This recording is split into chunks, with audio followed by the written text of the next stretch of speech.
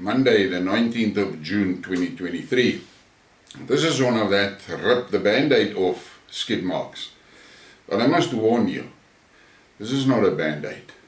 This is one of those white elastoplast plasters that was put onto the wound that was stitched up in a back room by most probably a veterinarian instead of a doctor, and your arm hair wasn't shaved, nothing, and you're out on a hunting trip and your buddy sees the pus running out from under that plaster, and he knows that plaster must come off, and he rips that plaster off, bringing your hair and the stitches with it because it wasn't gauzed properly. So this is going to be an ugly one. But I suggest you sit and you listen. And don't start swearing and switch away from the channel. Don't do it. Listen. Think and then do whatever you want. Throw your tantrums. Let's look at the basics before you start screaming. Just listen and think. I want you to look at this image of Afrikaner cattle. If you look at those animals, you can see they are strong, healthy animals. Those were the animals that draw the ox wagons from the Cape into the north. We all know Afrikaners. They are tough, they're resilient, and they are resistant to most diseases. And then look at the Nguni cattle. Look at what you see there. Also unique. Some aspects similar to the Afrikaner, but their distinction is their colorful hides. They are famous for that. Same story, hardy, strong, born and lived for this hard African land. And then look at the Bonsmara. Now when you look at this Bonsmara, you must remember something. This cattle breed was bred under leadership of Professor Bonsma, and it started in the late 60s, early 70s. And the purpose was to find a breed that has got all the traits and attributes of the Afrikaner and the Nguni and those. Plus, they needed more meat on them. There must be more meat. More meat must be packed onto that carcass. That is why the Bonsmara is longer. It was bred for that. That's why the Bonsmara's got thick, strong legs, so it can walk miles for water. That is why. You see, Bonsmaras don't have horns. Why? So that they don't maim and kill one another in tight confined voerkrale. The Bonsmara was purposely bred for meat. Never forget that. That breed was bred to feed you and me. Now the black culture is like the Nguni cattle. Tough, colorful, self-sufficient. That is the black culture. That is why I was never worried about communism amongst the blacks, because I've always said, your average black person is a capitalist in his soul. Just look at the millions of hawkers, the millions of stands next to the roads. Everywhere when they have their half a gap, they trade. It's in their genes. They are capitalists, they're not communists. Black and white built South Africa, survived brutal sanctions from the West, and came out strong, independent, and self-sufficient. Never forget that. That is really important. And you must forgive me if I look and read, because I had to write this out. I don't want to make a fuck up out of it. The cabal saw these things. the development specifically Zambia, Zimbabwe, South Africa. And it was very disturbing to them. They managed to tear down Zambia fairly easy. And Zambia also didn't have that massive racism problem, none of that. It was just a regime change and the colonists were out and that was that. Then Zimbabwe. Now we all know what happened in Zimbabwe. It was a brutal war, and then it was terrifying racism, and the white settlers, what they call settlers, were driven out of Zimbabwe. All orchestrated by the cabal sitting in Europe. They drove that racism thing, and the leadership they had in place were educated by them. So that black leadership of Mugabe was not for the people. He was taking his instructions. Later years he tried to get out from under it, but he could not really do it. But by that time, the cabal didn't even care because Zimbabwe was fucked. It was fucked. But never forget, even in that fucked up, chaotic state, the minerals kept flowing out of the country. What collapsed? The local industries, the local commerce, and the food production. Zimbabweans are starving today. Where they used to be food exporters, they're starving. All those farms that were taken from the white farmers, those farms are dilapidated and gone. I've seen many interviews with Zimbabwean, black Zimbabweans, where they say, they're standing on those farms where they were born and used to work for that farmer. They stand there and they say, that farmers must please come back, look at this, there's nothing here. But keep that in mind. All the cabal are interested in is the wealth, nothing else. With strong leadership and strong industrial and commercial economies, they were screwed. The white settlers developed these countries. And I say settlers because that is what the word they use, which is a total fucking bullshit story in any case. Those are patriots, people born here, but they are labeled settlers. Who gave the local population the idea they are settlers? Who? Ask yourself that. That white settlers developed those countries, and it was unacceptable to the cabal. The cabal needed the mineral resources for their own countries. They had to break the governments. First dismantled Zambia, then Zimbabwe. And here they saw the effectiveness of terrorist groups and financed them and armed them. Finally, they destroyed the governments with sanctions. To prevent the resurrection of the countries, they unleashed racism. The results could be seen in Kenya, Zambia to a lesser extent, and brutal in Zimbabwe. The main targets were the white farmers. We all know how the farmers were killed and driven out of these countries. And the end result was devastation for food production. From being self-sufficient, the populations sunk into nations of beggars. Constant turmoil and economic collapse. But all the time, the minerals are flowing out to the west. Botswana and Namibia saw these things and decided, fuck this plan. We need our farmers and industries.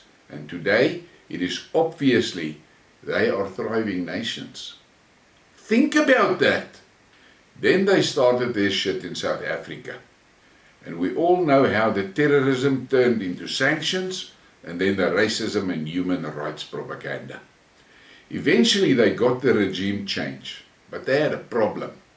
South Africa had good health services, good education, strong industry, to name a few.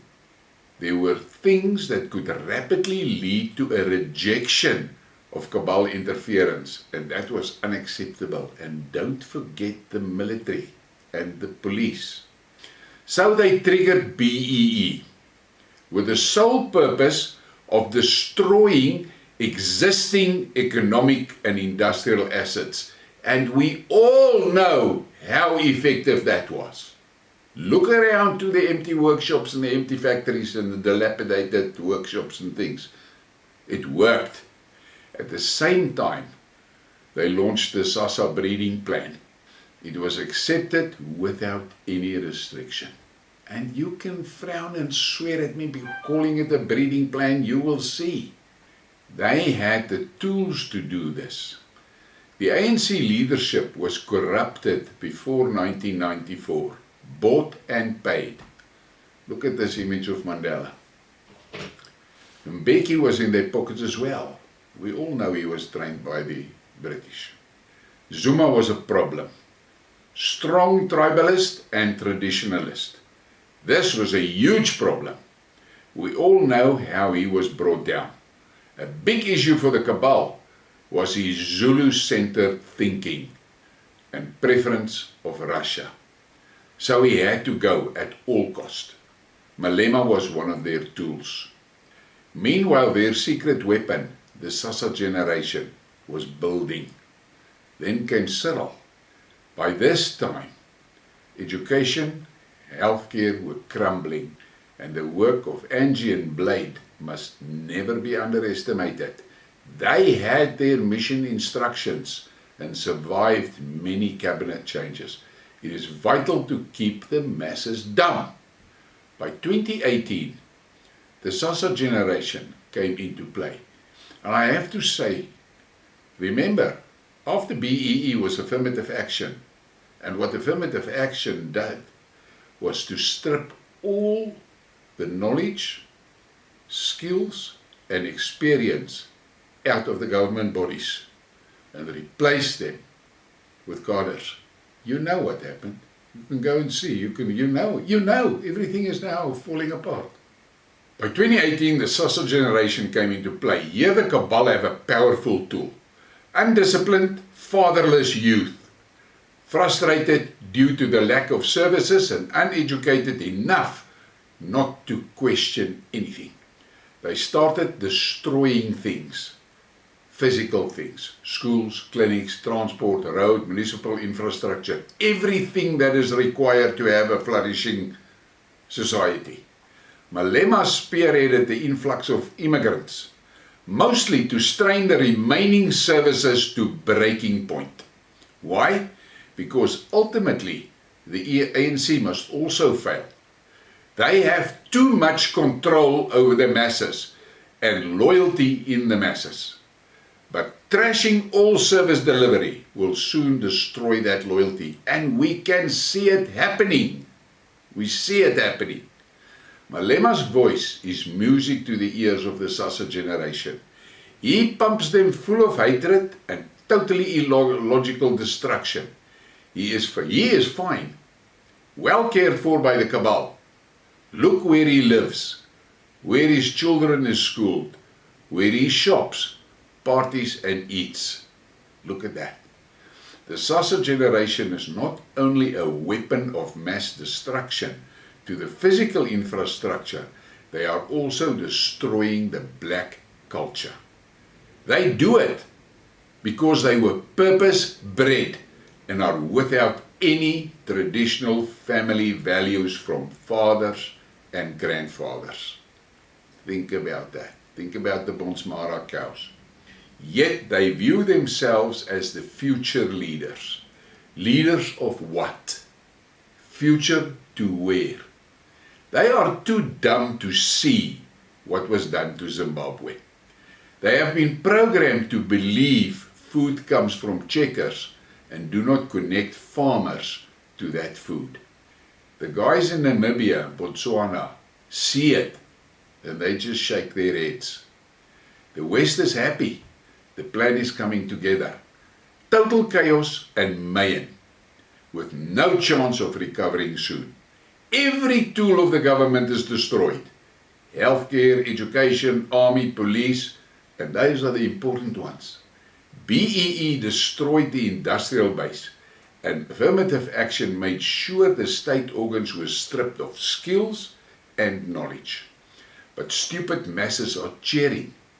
because a few of them landed cushy jobs with little or no idea what they must do, but it comes with a huge pay packet. Healthcare is a huge problem because the society, and specifically the white minority, played a big role in providing alternatives to the failing state service. But don't despair, the cabal is on it.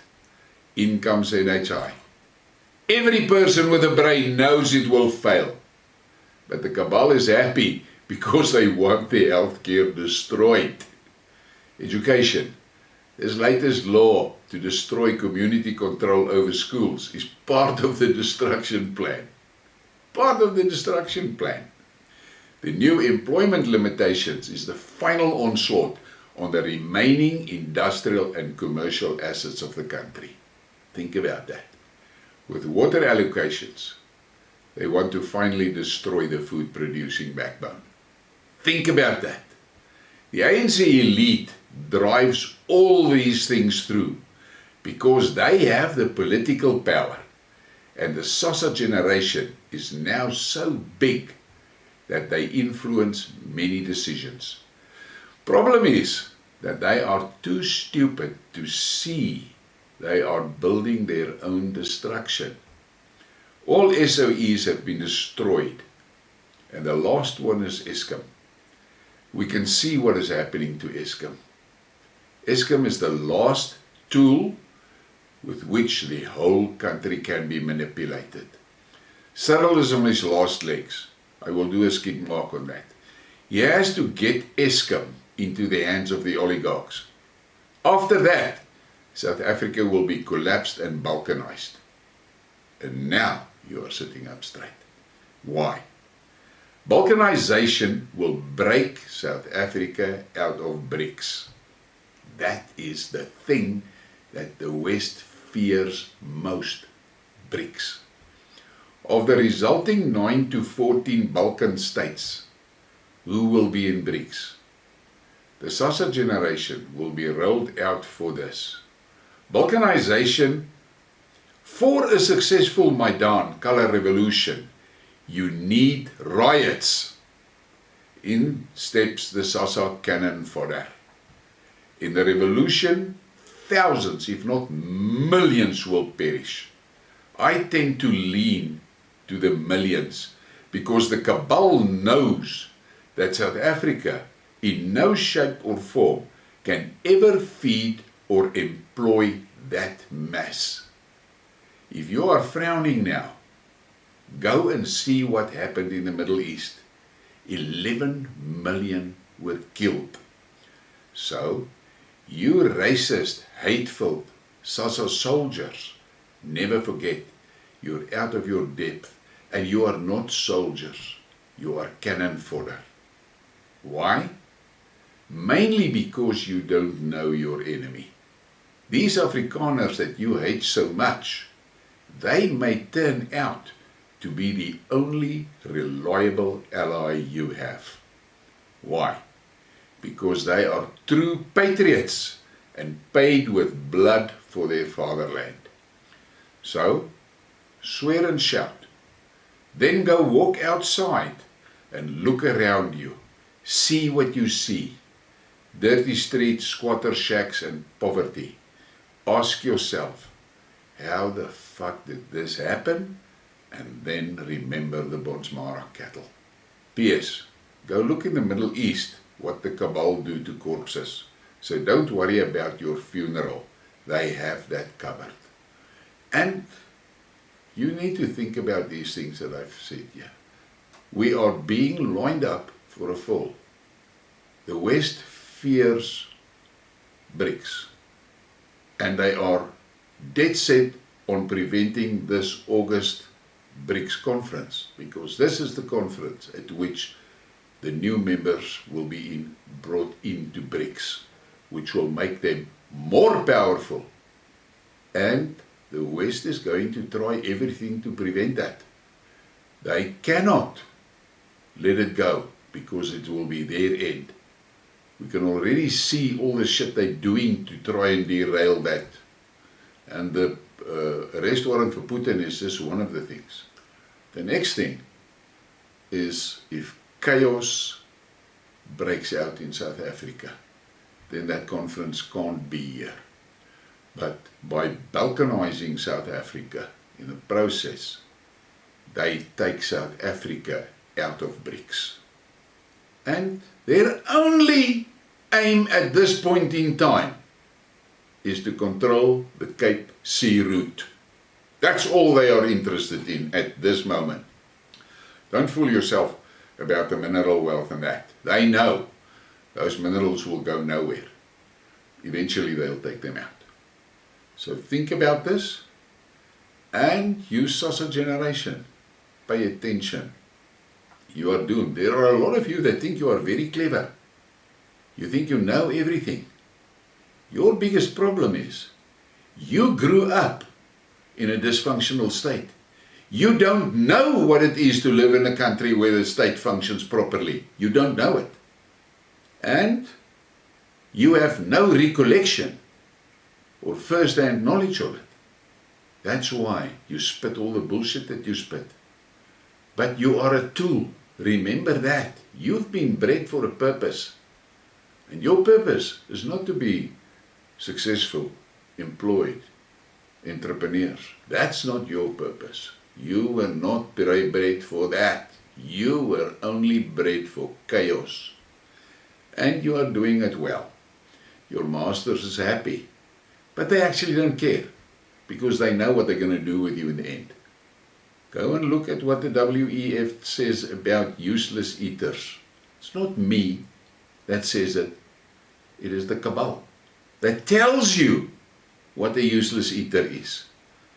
And basically a useless eater is something that does not contribute to the economic growth of a society and is only eating from grants and benefits from that society. That's a useless eater in their mind. So they would rather put that money in their own pockets than give you the grants. Think about that. You are being led to slaughter. Let that sink in. Now I'm going to stop. There's a lot that you've got to think about. Please give me a like, and a subscribe, and share the thing. And thank you very much for your support.